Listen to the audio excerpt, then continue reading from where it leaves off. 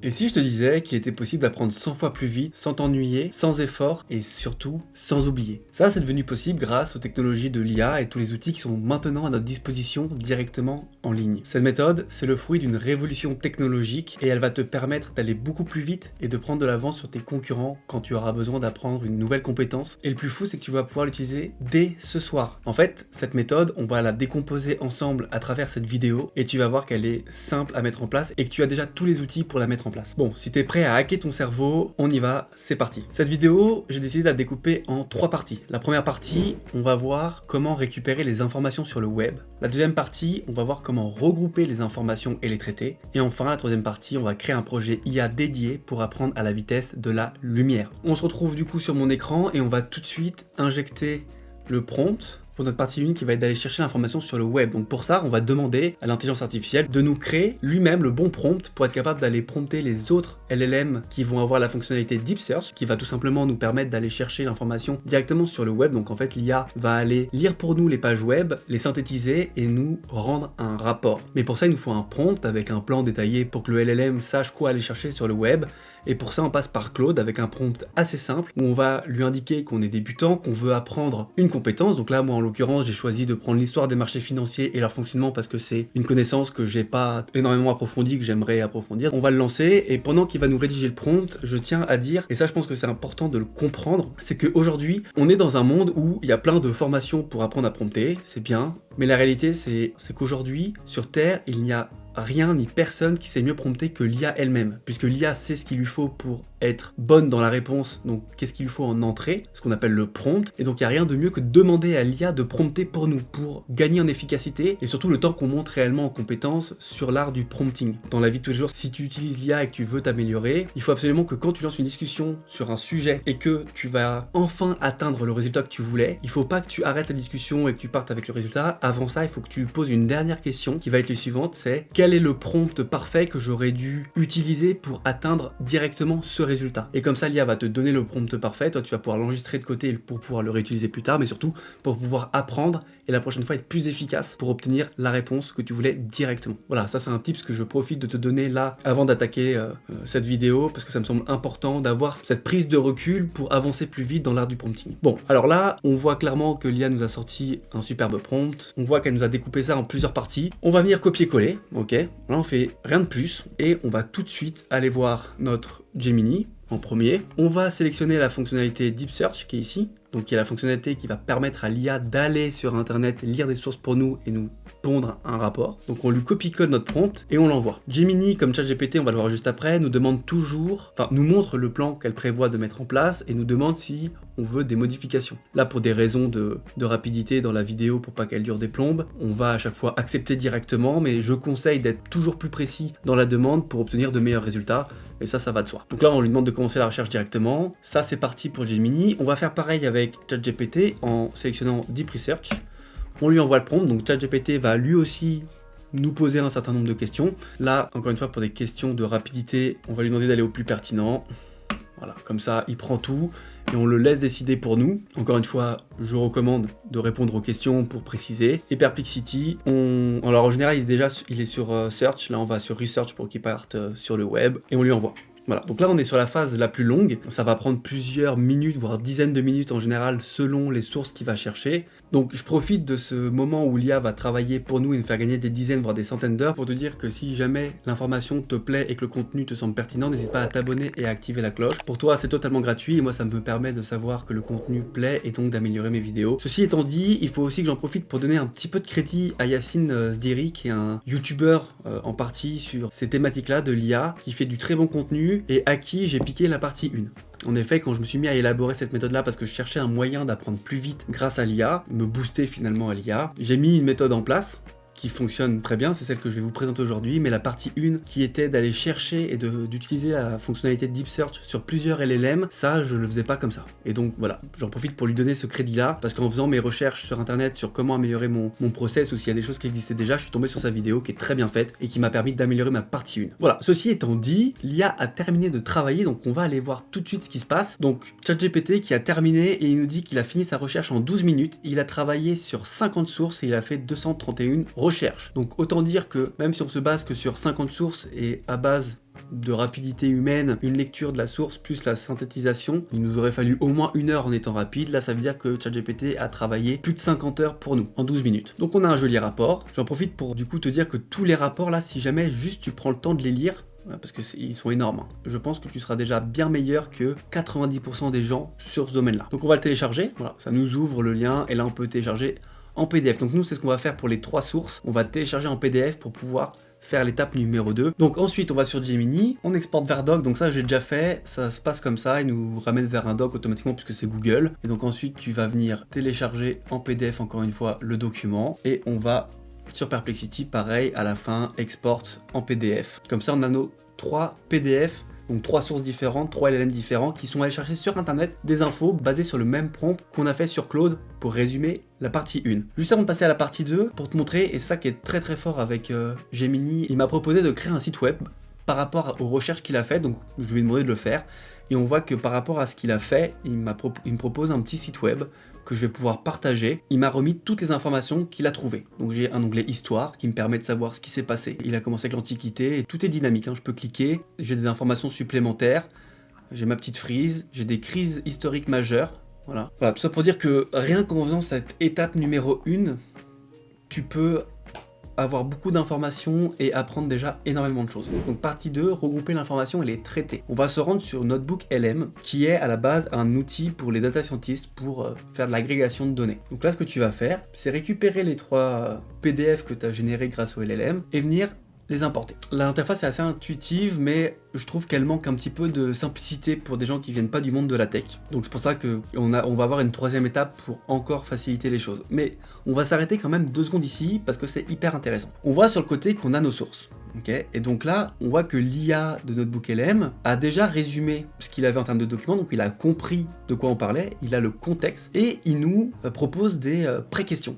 Des pré-questions qui vont nous permettre voilà, d'attaquer le sujet. Donc par exemple, on va prendre la première qui est comment l'histoire a façonné les mécanismes et régulations des marchés financiers actuels. Et il va nous proposer une réponse qui va être à chaque fois sourcée.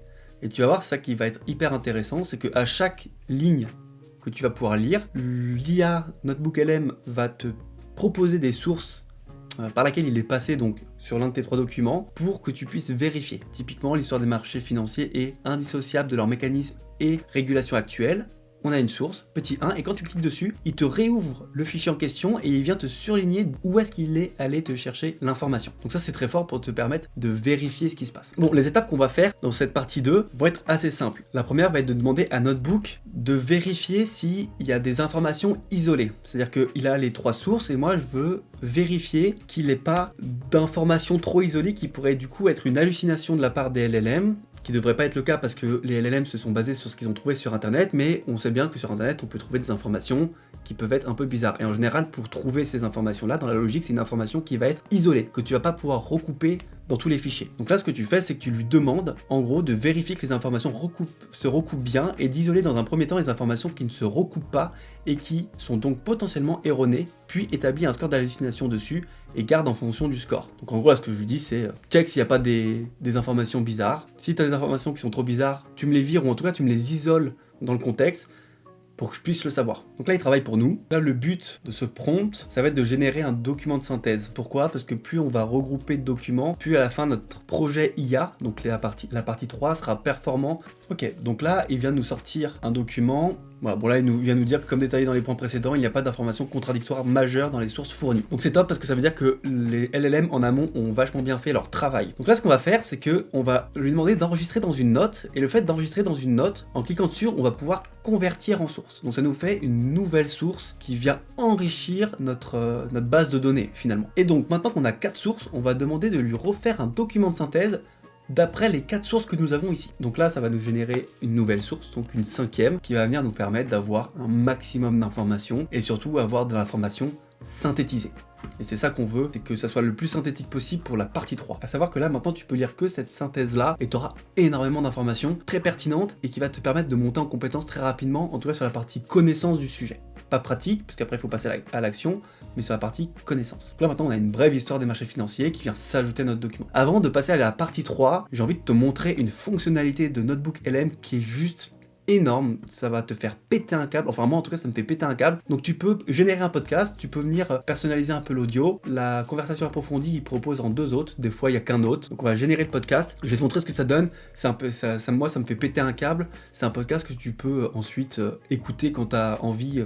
Voilà, pour monter en compétence, ça peut être la première chose que tu écoutes d'ailleurs. Si t'es un peu comme moi et que tu préfères, que tu aimes apprendre avec de l'audio, c'est une très bonne manière de commencer avant de te mettre à la lecture, de monter en compétence sur le sujet. Donc on va attendre qu'il charge, on va revenir après, et puis dans tous les cas, je te mettrai le podcast à la fin de la vidéo, donc ça va allonger la vidéo, mais comme ça, tu pourras écouter le podcast de ce travail-là, à la fin de la vidéo, tout simplement. Donc pendant que le podcast se crée, et avant de passer à la partie 3, j'en profite pour dire que si tu veux récupérer les prompts que j'utilise pour gagner du temps, n'hésite pas à venir dans les commentaires de la vidéo et de me pinguer en me disant que tu as envie d'avoir les prompts. Comme ça, on rentrera en contact et je t'enverrai les 3 prompts que je vais utiliser pendant cette vidéo. Et une dernière étape très importante avant de passer à la partie 3, c'est de demander à Notebook LM de nous générer le prompt d'instruction parfait pour notre projet Claude ou ChatGPT. Donc à savoir que la partie 3 demande quand même d'avoir un ChatGPT ou un Claude payant. Donc c'est pas très très cher et je pense que ça vaut vraiment le coup aujourd'hui de prendre une licence pour un de ces outils pour être capable déjà d'avoir plus de précision, plus de conversation et surtout d'avoir le mode artefact ou projet qui en fait va te permettre de cloisonner la donnée dans un projet précis, et donc quand tu vas être dans ce projet-là et que tu vas prompter des discussions avec ton IA, tu vas pas sortir du contexte.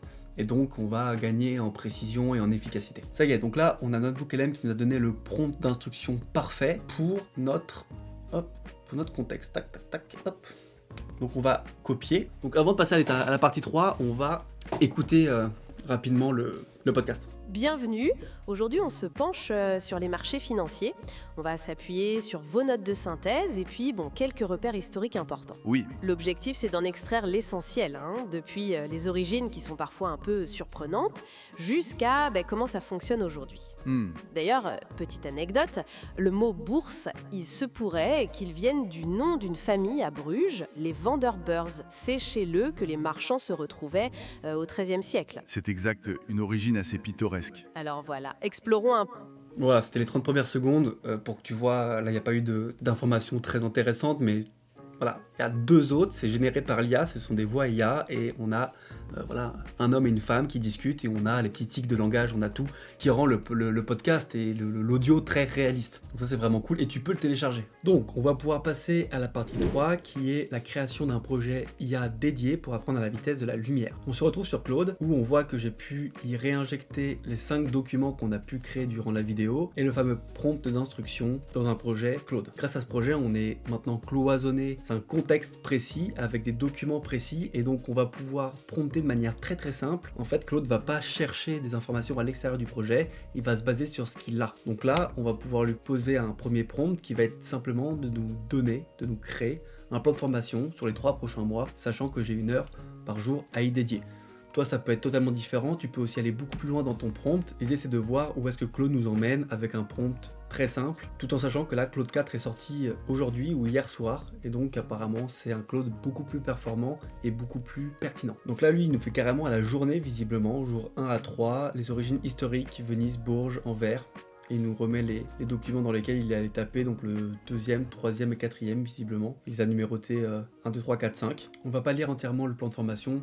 Toi, tu pourras prendre le temps de lire et même d'aller préciser le prompt. Et donc, un deuxième prompt qu'on va lui envoyer, on va tout simplement lui demander de nous créer un dashboard interactif avec les notions clés qui sont présentes dans les documents. On va lui envoyer et on va le laisser nous créer un dashboard interactif. Et Claude est vraiment très performant. Pour être tout à fait honnête, j'avais fait ma partie 3 sur ChatGPT. En fait, je me suis rendu compte que c'était hyper compliqué. ChatGPT est très très mauvais dans cet exercice-là. Donc, je suis passé sur Claude, les projets Claude, qui sont tout simplement beaucoup plus performants. Donc, moi, si j'ai un conseil à te donner sur l'utilisation de ChatGPT ou de Claude, actuellement je te dirais clairement d'aller utiliser Claude et de prendre un abonnement pro Claude qui est largement plus performant que ChatGPT. En tout cas sur ces sujets-là. Après ChatGPT est très bon sur d'autres sujets, notamment de la rédaction. Voilà, on peut voir qu'il développe en live et puis on va accélérer tout ça pour qu'on se retrouve à la fin du développement.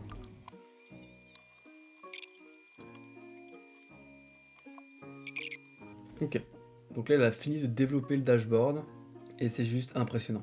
Voilà, donc avec un simple prompt comme ça, on arrive à avoir un dashboard avec les notions clés qui qui sont présentes dans les documents. Et là, pour apprendre, ça devient super ludique. Voilà, il nous a fait une petite chronologie. Il nous a fait un peu à la Gemini. Voilà, un site un peu poussé, interactif. Est-ce que je peux rechercher un concept carrément? Ah ouais, si je tape dérivé, il vient me sélectionner directement dérivé ici, en me mettant sur la frise le niveau de risque.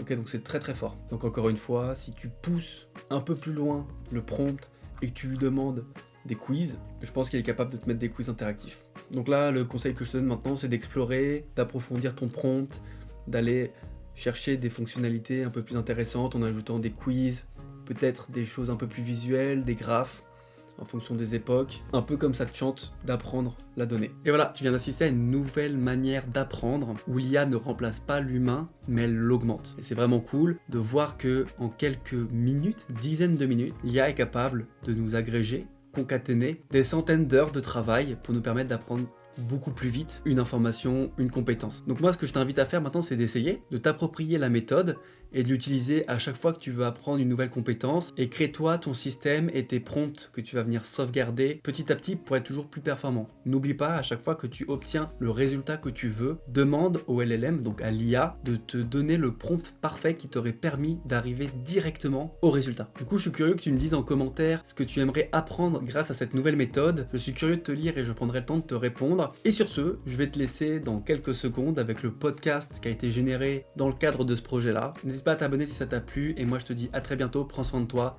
ciao. Bienvenue. Aujourd'hui, on se penche sur les marchés financiers. On va s'appuyer sur vos notes de synthèse et puis, quelques repères historiques importants. Oui, L'objectif, c'est d'en extraire l'essentiel, depuis les origines qui sont parfois un peu surprenantes, jusqu'à comment ça fonctionne aujourd'hui. D'ailleurs, petite anecdote, le mot bourse, il se pourrait qu'il vienne du nom d'une famille à Bruges, les Vanderbeurs. C'est chez eux que les marchands se retrouvaient au XIIIe siècle. c'est exact, une origine assez pittoresque. Alors voilà, explorons un peu ensemble les rouages de ce monde. Les sources qu'on a, elles suggèrent que ces marchés sont bien plus anciens qu'on ne le pense souvent, n'est-ce pas? Ah oui, absolument. Bien avant Wall Street, dès le Moyen-Âge, on trouve des formes, disons, primitives. Comme à Venise. C'est ça. À Venise, sur le pont du Rialto, on s'échangeait déjà des parts de navires. Puis Bruges, qui devient un vrai carrefour au XIIIe siècle, et Anvers ensuite, en 1531, crée ce qu'on considère souvent comme la première bourse vraiment ouverte à tous. D'accord. Mais le vrai tournant, le changement majeur, c'est Amsterdam, au XVIIe siècle. Ah, avec la fameuse compagnie néerlandaise des Indes orientales. La VOC, Précisément, la VOC, en 1602. ils ont une idée radicalement nouvelle. Pour financer leurs expéditions, qui coûtaient cher et qui étaient risquées, eh bien, ils émettent les toutes premières actions négociables publiquement. Une révolution, en somme. Carrément. C'est la première fois que le risque, mais aussi le potentiel de profit d'une énorme entreprise est divisé en milliers de petites parts qu'on peut s'échanger. Et la bourse d'Amsterdam, qui ouvre en 1611, elle devient le premier endroit permanent pour ça. D'où idée de liquidité. Exactement. Ça introduit cette notion cruciale de liquidité, la facilité d'acheter ou de vendre ses titres à peu près n'importe quand. Londres va suivre, bien sûr, avec une bourse plus formelle en 1801. Mhm. Mais cette période, elle voit aussi les premières grosses bulles spéculatives. La South Sea Company en Angleterre, ou le système de l'eau en France, Ah oui. basé sur des promesses de gains un peu folles et qui se sont mal terminées. Ça a d'ailleurs poussé aux premières tentatives de mettre des règles, de réguler un peu tout ça. Et ces crises, on dirait que c'est un peu une constante dans l'histoire des marchés. La tulipomanie aux Pays-Bas vers 1637, c'est un exemple ancien mais tellement frappant. Oui, Le prix de simples bulbes de tulipes qui s'envolent de façon complètement irrationnelle. c'est un cas d'école, hein. Ça illustre parfaitement la psychologie collective, comment la valeur perçue d'une chose peut se déconnecter totalement de son utilité réelle. C'est la pure spéculation qui prend le dessus. Et on retrouve ça plus tard. Ah oui, sous d'autres formes, bien sûr. Le crash de 1929 à Wall Street, par exemple. Après des années d'euphorie, de crédit facile. La catastrophe. Oui, ça a déclenché la Grande Dépression mondiale, mais ça a aussi montré qu'il fallait absolument des garde-fous. C'est ce qui a mené à la création de la SEC, le gendarme boursier américain. La Securities and Exchange Commission. Et plus près de nous, la crise de 2008, ça partait d'où déjà? Alors là, oui, ça partait des prêts immobiliers à risque aux États-Unis, les fameux subprimes. Et ça a mis en lumière les dangers de l'innovation financière quand elle devient trop complexe, trop opaque. C'est-à-dire? Notamment avec la titrisation. C'est ce mécanisme où on regroupe des milliers de prêts, on les découpe en nouveaux produits financiers et on les revend partout dans le monde. Et comme tout est connecté. Voilà. L'interconnexion mondiale a fait que ça s'est propagé très vite. La réaction, ça a été un renforcement majeur des règles pour les banques, Bâle III par exemple, et de la surveillance, comme la loi Dodd-Frank aux États-Unis. D'accord. Alors si on revient à aujourd'hui, concrètement, comment ça fonctionne? Comment les prix se forment? Alors, le principe de base, ça reste le même depuis des siècles. C'est la confrontation de l'offre et de la demande. Tout simplement. En gros, oui. Quand il y a plus de gens qui veulent acheter un titre, une action, donc une part d'entreprise, ou une obligation, un titre de dette, que de gens qui veulent vendre, eh bien, le prix monte. Et inversement. Logique. À côté de ces titres classiques, actions, obligations, on a vu aussi l'essor incroyable des ETF. Ah oui, les trackers, les fonds indiciels, cotés. C'est ça, des sortes de paniers d'actions ou d'autres actifs qui répliquent la performance d'un indice entier, comme le CAC 40 par exemple. C'est devenu un moyen très populaire pour diversifier ses placements facilement. Et qui sont les acteurs principaux qui animent tout ça? Qui achète, qui vend? Eh bien, on trouve d'abord les très gros investisseurs, les institutionnels. Ce sont les fonds de pension, les assureurs, les sociétés de gestion, parfois on les appelle les zinzins. Les zinzins, oui. Ils gèrent d'énormes sommes d'argent, l'épargne collective. Ensuite, il y a les investisseurs particuliers, comme vous et moi, qui sont de plus en plus nombreux d'ailleurs, avec les plateformes en ligne. Mhm. Et puis, il y a un rôle technique, mais qui est absolument essentiel. Ce sont les market makers, les teneurs de marché. Leur rôle, c'est quoi exactement? Leur métier, c'est d'assurer la liquidité, c'est-à-dire qu'ils affichent en permanence un prix auquel ils sont prêts à acheter et un prix auquel ils sont prêts à vendre. Ça garantit qu'on puisse quasiment toujours trouver une contrepartie à son ordre. D'accord, ils fluidifient le marché et il ne faut pas oublier les gendarmes et les chefs d'orchestre, j'imagine. Exactement. Les autorités de régulation, comme l'AMF en France, l'autorité des marchés financiers, ou la SEC aux États-Unis, elles veillent au bon fonctionnement, à la transparence, à la protection des investisseurs. C'est crucial. Et les banques centrales. Ah oui, bien sûr. Les banques centrales, la Fed américaine, la BCE en Europe, elles sont au cœur du système. Leurs décisions sur les taux d'intérêt ou leurs interventions pour calmer le jeu en cas de crise, ça a un impact majeur sur tous les marchés. C'est pour ça que tout le monde écoute très attentivement ce qu'elles disent. Donc, pour résumer un peu tout ça, on est parti des échanges sur les ponts au Moyen Âge pour arriver à des plateformes électroniques mondiales aujourd'hui. Un sacré chemin. C'est le moins qu'on puisse dire. Une histoire faite d'innovations géniales, comme les actions de la VOC ou l'informatisation, mais aussi marquée par des crises assez régulières, qui nous rappellent toujours qu'il faut des règles et de la vigilance. C'est ça. Les fondamentaux, ça reste quoi? L'offre et la demande, le couple risque-rendement, et l'idée qu'il faut diversifier, ne pas tout miser au même endroit. Tout à fait. C'est un écosystème qui est devenu extrêmement complexe, très globalisé. Un choc à un endroit peut se propager à une vitesse folle. Mais derrière tout ça, il y a des logiques fondamentales. Et comprendre ces bases, même simplement, ça aide vraiment à décrypter l'actualité économique et financière. C'est sûr. Et d'ailleurs, pour finir, il y a une réflexion intéressante qui ressort de nos sources.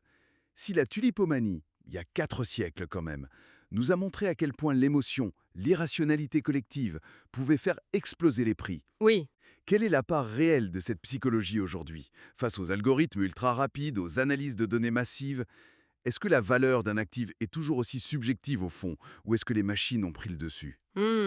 Bonne question. Voilà une question qui mérite sans doute qu'on y réfléchisse un peu.